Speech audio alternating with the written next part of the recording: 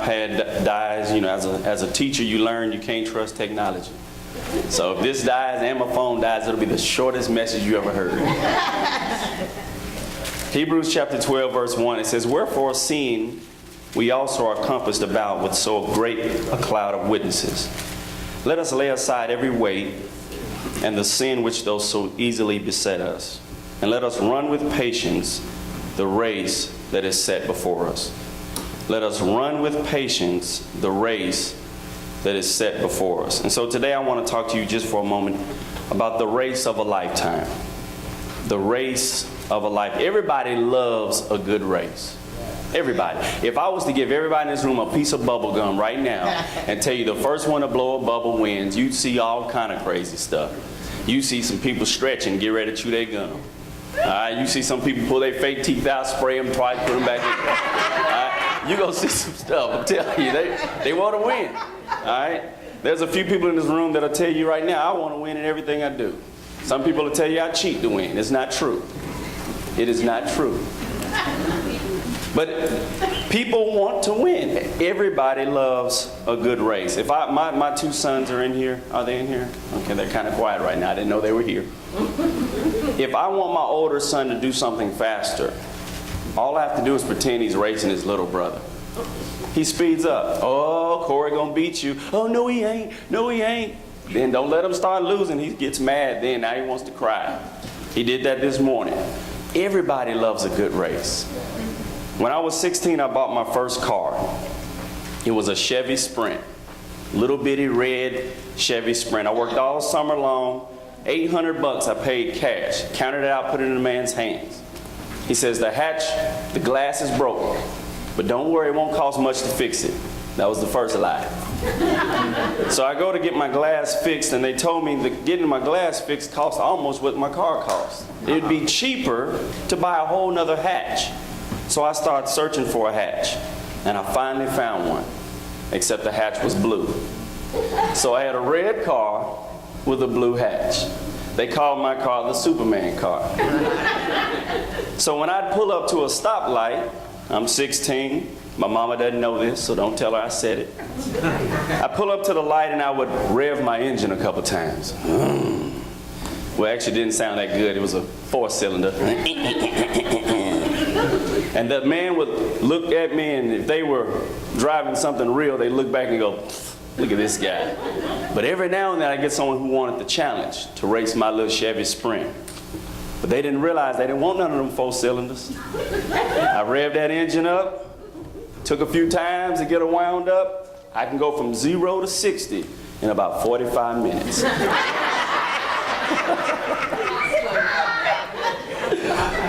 Y'all, like 45 minutes. I'm still on the highway trying to get up to 60.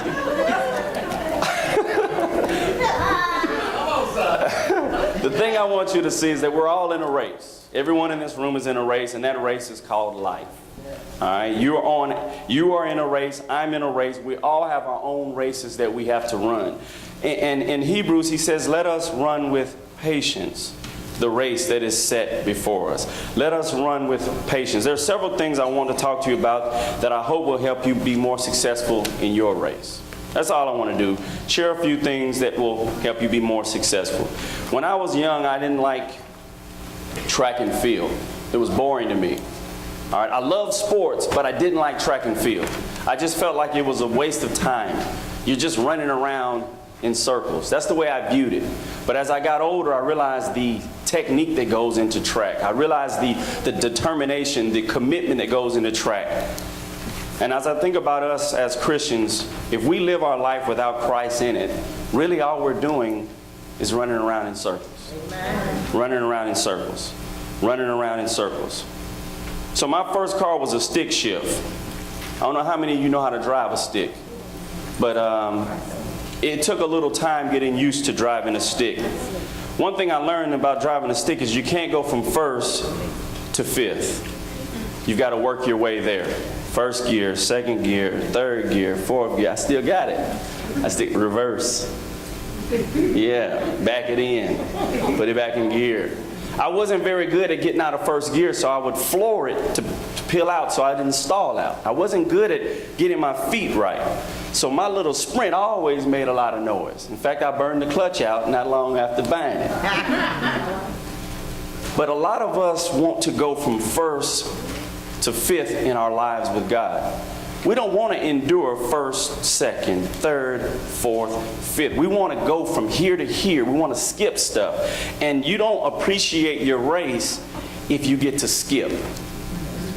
You've got to go from step to step to step with God, because it's not about the end of the race. It's what's in between that you appreciate.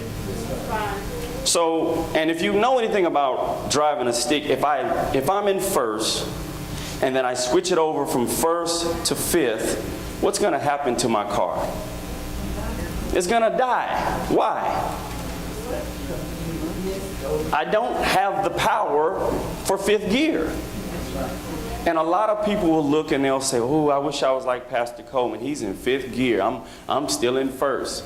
You don't want to try to be in fifth gear with your life the way it is. You will die. You will.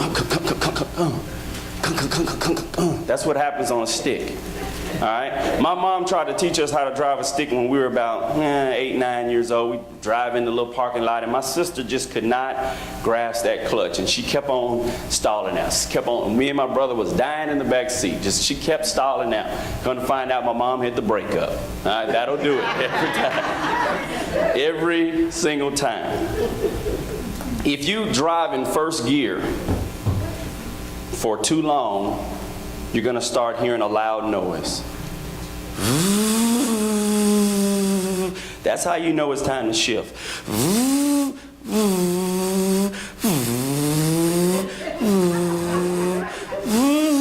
Once you get to fifth, you can stay there. You ain't going to go any faster than 45 miles an hour in Chevy Sprint. But there's a lot of people who I call first gear followers. They make a lot of noise, but they're not going anywhere. Come on now. Woo, amen. Pastor, preach it. Say a lot of stuff, make a lot of noise, but their lives aren't growing anywhere. Yeah, I said growing anywhere. Y'all thought I said going, but I said growing in. You're not going anywhere. Making a lot of noise. I came to church, didn't I? Making a lot of noise. What happens when you leave church? Are you still in your race, or do you stop racing now that no one else is watching? You're making a lot of noise. The other thing I learned about a stick is you can't go anywhere if you're in neutral. You can't. You put it in neutral. I don't care how much you push that gas, you're just going to sit there. If you think I'm lying, if you have an automatic when you leave, just put it in neutral and push your gas and see what happens. You won't move. And a lot of us want to remain in neutral. We want to serve God, but we want to live in the world. We want to serve God, but we want to stay in the world. You can't do that. That's neutral. You won't go anywhere. Yes. And in order for us to progress, in order for us to grow in the ways God wants us to grow, we're going to have to put our lives in gear. And it starts with first. All right? All of us are going to start in the same place. You start in first gear and you work your way to fifth. All right? God intends for our race to be a race with a purpose. We're not just racing for the sake of racing. We're racing for a purpose. Look at Joshua chapter 24 and verse 15. Joshua 24 and 15, it says, "And if it seem evil unto you to serve the Lord, choose you this day whom you will serve, whether the gods which your fathers served that were on the other side of the flood, or the gods of the Amorites in whose land ye dwell. But as for me and my house, we will serve the Lord." You can't stay in neutral. You got to make a choice. Who will you serve? Will you serve God, or will you serve the world? And if you don't choose God, believe it or not, you may say, well, I never chose against God. If you don't choose God, you choose against God. You're either God's friend or you're God's enemy. There's no way to avoid that. A lot of times we feel as though, well, I'm not ready to commit to God yet, but I'm not as bad as I could be. If you're not God's friend, you're God's enemy. All right. You got to let that seep into your brain, because the enemy tries to trick us into thinking that we're not that bad. And sure enough, you might not be that bad. But if Christ isn't ruling in your life, if he does not have your heart, then in the end times, he's going to look at you and you're going to say, I ran hard to get here. And he doesn't see Christ in your heart. And he says, depart from me. To me, that would be the most awful thing, to run your whole life thinking you're running for God and your heart has never been truly his. You've been a first gear follower your whole life. You've got to make a choice. You cannot remain in neutral. Revelations 3:16 says, so then because thou art lukewarm and neither cold nor hot, I will spew thee out of my mouth. This is people that want to stay neutral. They love God, or they say they love God, but as Brother Lanier said, if you love God, you will keep his commandments. Amen. I love God. I go to church all the time. Sometimes I put money in the offering plate. I love God. Do you do what God says? Well, sometimes. Well, are you honoring him with your life? Well, I mean, ain't nobody perfect. True. But we're using these excuses as ways to remain neutral. And again, if you're in neutral, where are you going to go? Nowhere. Nowhere. And God is a God of progress. He expects his people to grow. He expects us today. He expects you to be better than you were yesterday. And if he blesses you with a tomorrow, he expects you to be better tomorrow than you are today. You can't get there staying in neutral. You can't. Neutral's not going to get it. Hebrews 12:1 again, it says, and let us run with patience the race that is set before us. Let us run with patience. Another thing we got to understand about this race is that it's a marathon. It's not a sprint. God understands it's going to take time for you to get there. But don't use that as an excuse to keep falling into sin. That's what we'll say to ourselves. Well, he understands. Ain't nobody perfect. So if I fall, I'll just ask for forgiveness. True. But he expects for when you run to run with a idea that he knows it's going to take time, but not for you to use that as an excuse to stop running. I don't know how many of y'all are runners. I don't like running. I'm learning to like running because I want a six-pack again. Yeah. Let me turn this way so y'all can see it. It's coming. It's coming. Let me suck it in a little tighter. Yeah. Ladies, calm down. I'm married. Calm that stuff down. I'm almost one of y'all's cousins. Calm that down. Marathons take special training. You don't just get up and run a marathon. All of us in this room can go sprint. We can go out in the street and say, all right, me against you. Ready, get set, go. We could all do that. I don't even like driving 26 miles. Needless to say, running it. Marathon is 26.2 miles. Is that right? Yeah. Math scholars? 26.2. I don't even like driving that far. All right, if I can move my job closer to my house, I would do that. But I can't. We need to get trained, special training, to be able to run this type of race. And see, God wants to train us for our marathon. We're running our race with sprinter principles. We're running a marathon with sprinters' principles. Sprinters run fast and stop. Marathoners pace themselves, knowing I got to do this for a couple hours, or in our case, a couple days, or weeks, or years. I do 1 mile a year. All right, I'll get there. But there's something about accomplishing a marathon that I don't know if I'll ever find out because I don't have a desire to run it. But when you look at people that run these races, we admire them. Wow, you ran 20. How long did it take you? Five hours? Man, that's good. I mean, that's not good, but we would say that's good. We're trying to run this race with the wrong principles. And see, again, like I said, God desires to train us, and He's willing to provide everything for your training. All you have to do is show up. Just show up and let Him train you. Show up and let Him train. Now, here's my question of the day. You don't have to answer this. Just let it go into your head, seep down into your heart, and hold on to it, and think about it for a while. If all of us have access to the same trainer, and he trains us with the same principles, Why are we not racing with the same success?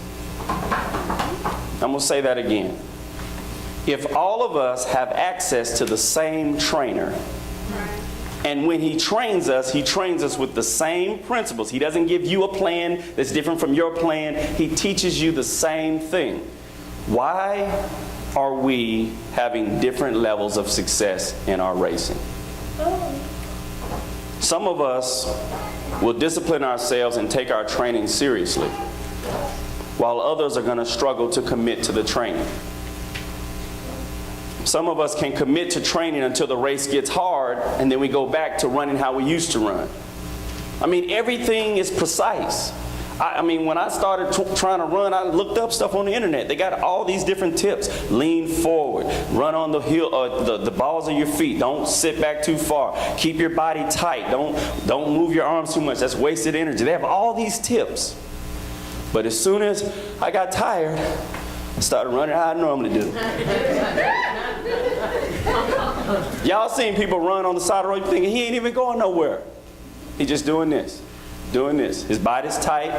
That joker can run for 3 days like that. And we be sitting in our car going, look, he ain't even going nowhere. He's going further than me and you.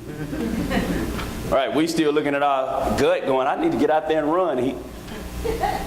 Slowly but surely, run with patience the race that's set before you.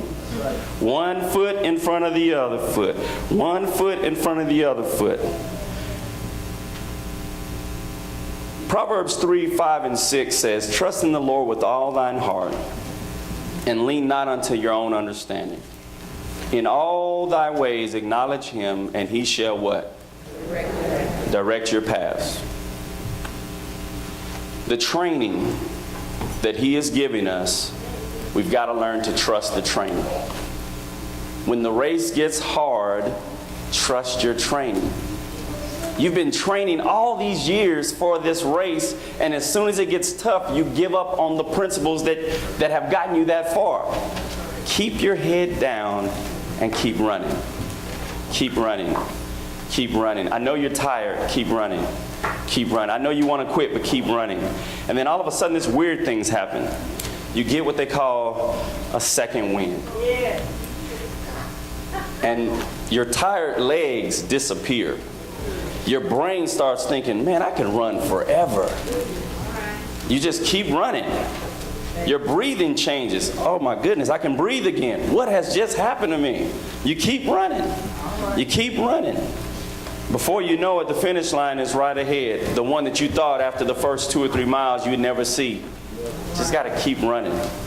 Keep your eyes on the prize. Now, I told you a little bit about marathon running. I don't know much about race car driving, but I learned a little bit, and it fascinates me. Race car driving there's a lot that goes into that you have never known. In race car driving, they have something that's called the pace car. And that's the car that starts the race off. Everybody gets behind the pace car. And this allows everybody to get to a certain speed before the race starts. We all start at the same speed. There's no one that has a better advantage than the other. When you came to Christ, he's the pace car. He puts you on a path that if you will follow him and stay with him, you get the same opportunities that he and she and he and he and she gets. No one is favored by God. And when I say favored, I mean there's no favoritism. God doesn't say to you, hey, because your mama been serving me for 20 years, I'm going to let you run a little faster than her. You all start on the same level. Come on. But then the pace car moves aside, and then you have to do your race yourself. You can't expect someone else to run this race for you. Amen. All right? You won't get any pleasure, any joy if someone else raced for you. You've got to race for yourself. So the pace car allows all the cars to be at the same speed. It doesn't matter if you're a pastor or the church janitor. To God, all of us start with the same opportunity to succeed. The same opportunity. But the thing you got to understand, it's not about how you start the race. It's what you do in the race. It's what you do inside, from the beginning to the end. It's what you do in the middle of the race that matters. All of us have heard The tortoise and the hare, right? Y'all heard that story? We're not so intrigued or impressed that they both started. What impresses us is what the tortoise did. He never stopped. The hare ran up ahead. He laughed. "Ha, you're slow." The tortoise never stopped. You know, he just kept going. And so the same thing I'm telling you is, even though you may feel like you're slow, keep going. Keep going, one step at a time. All right. I just read to you 3 or 4 times, run with patience the race that has been set before you. We want everything so fast. We want God to bless us quick, but to be patient with us as we keep sinning. Hurry up and bless me, Lord. Hey, you got to be patient with me now. You know I'm just human. Hurry up and give me what I want, but you be patient with me. Why doesn't it go both ways? The tortoise and the hare. I love that story. Another thing that intrigued me about racing is all the stuff that happens behind the scenes. Every racing car has what they call a pit crew. And every pit crew has a crew chief. There's someone in control of the pit crew. The crew chief knows that car. The crew chief knows the track. His job is to speak in your ear and tell you how to win this race. God is the crew chief. He knows this car. He knows the track. Your job, you keep taking your headphones off and want to race yourself. How many times you got to run into the wall before you realize, listen to the chief? All right. Now, here's the crazy thing about the crew chief. Sometimes they tell you to do stuff that, as the racer, you might not think is in your best interest. But they see everything. You only see in front of you. You don't see around that curve over there that the wreck is over there. He's telling you to go low. You're like, if I go low, I'm going to lose the race. If I go high right now, I can win. Go low, go low. I'm going high, I'm going high. Wreck. Your life is a wreck again. And all you have to do is listen to your crew chief. Listen to the crew chief. The racer has got to trust and obey the crew chief if they want to succeed in the race. When it comes to racing, wrecks are a part of it. In fact, some people only watch the race to see the wrecks. I mean, that's what I found out. Because I just don't understand racing. Why would you want to sit on your couch and watch cars go around in a circle for a couple hours? Man, did you see that wreck? For real? That makes you excited? I don't want to see a wreck. But you know what? There are going to be people in your life that wants to see you wreck your life. And they will watch. They'll be a spectator and hope you run right into the wall. Oh, look, he finna do it. Oh, shoot, he missed it. I'm going to put something else out there for him. They want to see you fail. And you know what? You will fail every time when you take your headphones off. Keep your headphones on. Listen to the Spirit as He guides you step by step on your race. The crew chief knows what he's doing. The crew chief knows what he's doing. He's been doing it for a while. I mean, he's been doing it before there was a doing it. I mean, he's that good at what he does. Psalms 91:7. This is one of my favorite verses in the Bible. It says, 1,000 shall fall at thy side, and 10,000 at thy right hand, but it shall not come nigh thee. In your race, there could be wrecks everywhere, and He just steers you right through it. If you will listen, because your mind is going to see the wreck there, and it's going to say, go this way. And He's going to say, no, go right through it. Are you seeing what I'm seeing? I can't go right through that. Go right through it. Yeah, but what if this? Go through it. When you're racing, you don't have time to argue. You don't have time to bargain with God. Just obey Him. Do what He tells you to do, and you'll find yourself coming through all types of mess that slowed everybody else down. That's right. Then they have what they call the pit stop. I like that term, pit stop. It's not called the pit stay. Pit stop. It's only designed for you to stop for a short period of time. A lot of us want to stay in the pit and have a pity party. The thing that I learned about the pit is that everybody's got to eventually go into it. That's right. When we're in the pit, we feel like we're the only ones there. Nobody knows my pain. No one knows my struggle in this race. Like, dude, I just came out of the pit. You only go to the pit to get prepared to get back in the race. And the pit, you're not supposed to be in there long. If the pit crew takes more than about 15 seconds, they finna get fired. And that's changing tires and filling your tank. I'm tempted to go to AutoZone and Walmart when I get my tires rotated and say, look here, give me the pit crew special or else you're fired. You know, I'm going to go in there all hip and like I'm the boss and stuff. I'm going to wear a blue shirt that look like I work at Walmart. I'm going to say I'm the undercover boss. All right, you got 30 seconds to change my tires and go. You're fired. You're fired. See if they all freak out. Maybe they'll start changing out. Why can't they change our tires that fast? These dudes can change tires, 4 of them. Fill up the tank in less than 15 seconds. You're not supposed to stay in that pit long. The pit only gives you what you need to keep racing. Imagine if Joseph had never made his pit stop. In case you don't know who Joseph is, Joseph, he was his daddy's favorite, and his daddy made him a coat, and he was bragging about his coat, and he was a dreamer. God gave him visions.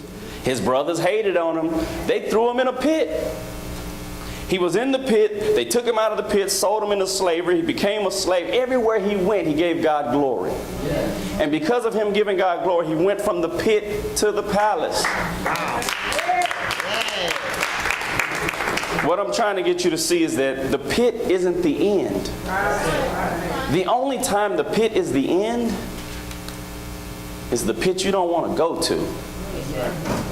That's the, what's that pit called? The bottomless pit. Yeah, the pit of hell. That's the pit you don't want to go to. Because once you get there, you stay there. The pits we go through in life is only geared to give you more fuel to get back in the race. It's only geared to give you new tires to get back in the race. Because if you're going to succeed, you can't keep doing it that way. Your tires are going to wear out. You need to be here Wednesday night. You're going to run out of gas. You need to be here for Sunday school. Now you're geared up. You got everything you need to make it through another week of racing. So the pit stop, not the pit stay. Then you have sponsors. This is one of the things I love about racing is that it's so colorful and pretty. Yes, I said it, pretty. You can look at a car and tell who they're racing for. You can look at it. Is it on the screen? Yeah. Can y'all see it? Yeah. Y'all can see from way back there without your glasses? Yeah. Why do we squint when we're trying to see? I don't get that. We close our eyes more like, and then lick our tongue out. Y'all see who's up there? Who's up there? Tell me some sponsors. I don't even know. Target, UPS. So y'all see, y'all know these people. All right? You can look at the car and know who they race for. So then my next question comes to you is, can people look at your life and tell who you race for? Can they tell that you belong to Christ? Without you wearing a gold chain this big with a cross. Without you wearing a t-shirt that says, hey, I'm holy, I'm a Christian. Can they look at your life and know you belong to God? Because if they can't, either you're not sponsored by him or he's going to have to revoke his sponsorship. Because when I sponsor you, I expect the world to see my sponsorship. And I want you to win. I want you to win. Put a few people in the wall if you got to. That's not what the Lord said. That's me. Lord, forgive me. Forgive me. Sometimes you got to do what it takes to win. Look at Luke chapter 6, verse 44. It says, for every tree is known by his own fruit. For of the thorns men do not gather figs, nor of a bramble bush gather they grapes. Matthew 7, 17 and 18 says, even so every good tree bringeth forth good fruit, but a corrupt tree bringeth forth evil fruit. A good tree cannot bring forth evil fruit, neither can a corrupt tree bring forth good fruit. A person can look at your life and know who you're racing for. And if they can't, it's because we're doing something wrong. It should be loud. Look at those colors on those cars. They're not dull. You don't have to, who is that? You know that's UPS. You know that's Target. Can they look at us and go, he's a Christian, she's a believer? Can they do that? If not, we've got to step up our game. Otherwise, sponsorships can be revoked. Last thing, and this I saved for last because it's the most intriguing to me. There's something in racing called drafting. And with drafting, what it is you ride extremely close to the car in front of you. I mean, like bumper to bumper. Now, there's a person in this room, I won't say their name, Juan Cole. I won't say his name. But he was driving behind me the other day, and we were headed to play golf, and we were going about 3-4 miles an hour, and all of a sudden I felt a boom. And I was like, man, that car went by me so fast, my car moved. And I look in my rear view and I see this devilish smile. I realize he has just hit my car. So I reached under my seat and I remembered I was a Christian. Oh, he's lucky to be here today. Let's just put it that way. But drafting is when you ride so close that what happens is the car in front of you, and this is why it amazes me, the car in front of you fights off half of the resistance from the wind that you would have to fight if you drove out in the air by yourself. So the technique is to get close behind them so they do half the work. And all you have to do is ride behind them. Now think about it. We're not drafting at 10 miles an hour. They're drafted at 180, 190 miles an hour. Riding on each other's bumper that close. That takes practice. That takes skill. If you will ride that close to Jesus, what's going to happen, he's going to shield off half the resistance that you would face in life. But what we want to do is we want to race by ourselves, and everything's coming at us, and we're like, I'm out of gas, I need to go to the pit stop again. How did my tires wear out that fast? But if you ride behind him and stay close, the wind is going to go around you. Stuff that hits everybody else just goes around you. Your tires last longer. Your gas doesn't run out. You're actually getting through this race faster without using so much of your own energy.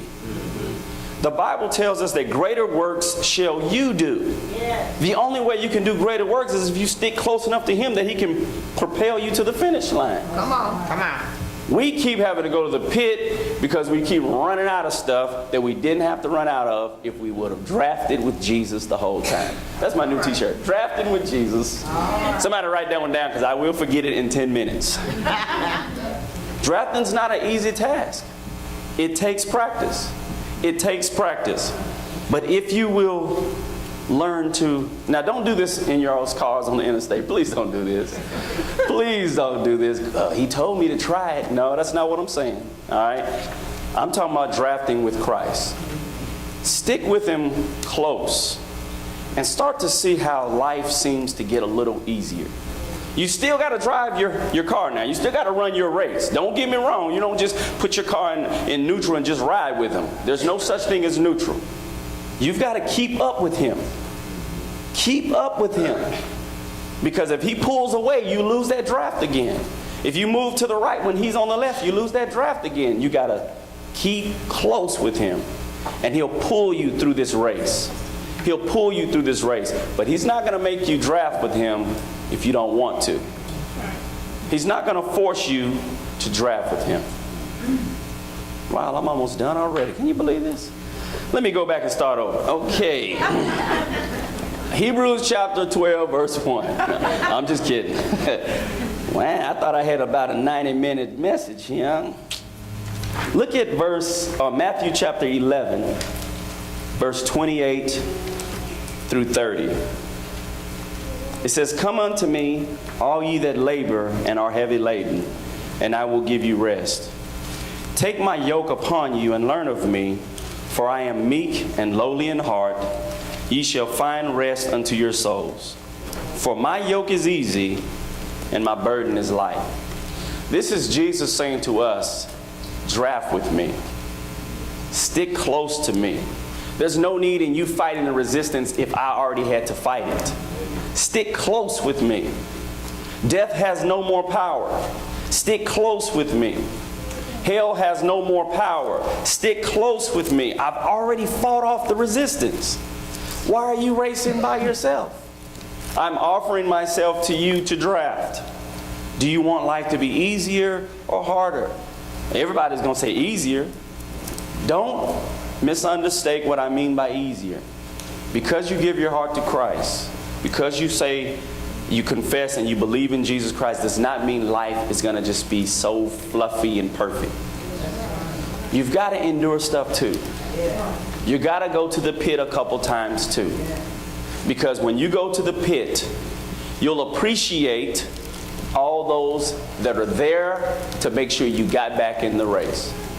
Because and when I was watching these videos, there is a guy that has the job of the front tires. He holds them. That's all. His only job is to hold the front tires. Get there, put them up. The other guy does the lug nuts. It is fascinating. I'm telling y'all got to watch this stuff. I ain't going to watch no race, don't get me wrong. Just learning about it was fascinating. That's enough. There's a guy that has the front. There's a guy that has the back tires. There's a guy that does the jack. There's another guy that does the gas. That's what we are for each other. That's what we are for each other. So when we see someone lacking in their race, we have to be there to help them get in the pit, get back out of the pit. So when you come in the pit, we're like, hey, let's get it back to going now. We ain't got time for you to stay in this pity party. Let's go. Let's get back in the race. You fall, you mess up, it's okay. Brush get that bruise off your knee, get back in the game. Let's go. We don't have time to wait. The longer you stay in the pit, the easier it is to stay there. You get used to being in the pit. It'll be all right, one day I'll come up out of here. No one wants to stay in the pit. The glory is in finishing the race. Maybe, have any of y'all ever ran a marathon? Anybody? All right, nobody? Anybody want to, plan to, desire to? Nobody? Good. Don't feel so bad now. But I don't believe most people go into a marathon thinking I want to win this race. I think most of them go in with the idea, I just want to make it through. The accomplishment for me would be to finish this thing. So they start off with baby steps. They run and they walk, and they run and they walk. But you'll never finish the race if you stop. Stopping, you'll never finish. Run and then walk, and then run and then walk. The idea is though, you gotta keep moving forward. You gotta keep moving forward. So, in conclusion, be patient. Keep running. Follow the pace and the path that God lays out. Honor your sponsor. Who's your sponsor?